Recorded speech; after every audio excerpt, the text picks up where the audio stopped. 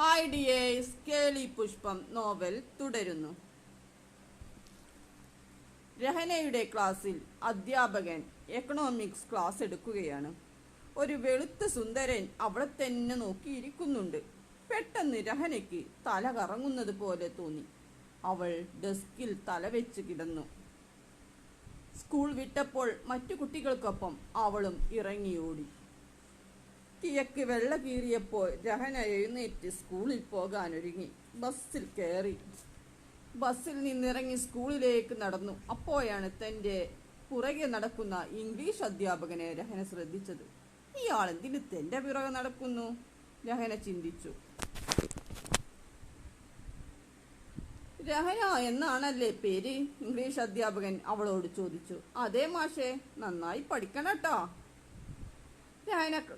രഹനയുടെ ക്ലാസ്സിൽ ഇംഗ്ലീഷ് അധ്യാപകൻ ക്ലാസ് എടുക്കുകയാണ്. എല്ലാ പെൺകുട്ടികളും ആ മാഷുടെ ചന്തം ആസ്വദിച്ചിരിക്കുന്നു. പെട്ടെന്ന് രഹന ഡെസ്കിൽ തല വെച്ച് കിടന്നു. എന്ത് പറ്റി രഹന? മാഷ് അവളോട് ചോദിച്ചു. തലവേദനയാ മാഷേ. ദിവസങ്ങൾ മിന്നിമറഞ്ഞു. ഒരിക്കൽ വാസു തന്റെ അമ്മയുമായി രഹനയെ കാണാൻ വന്നു. അമ്മ രഹന. വാസു രഹനയെ അമ്മയ്ക്ക് പരിചയപ്പെടുത്തി.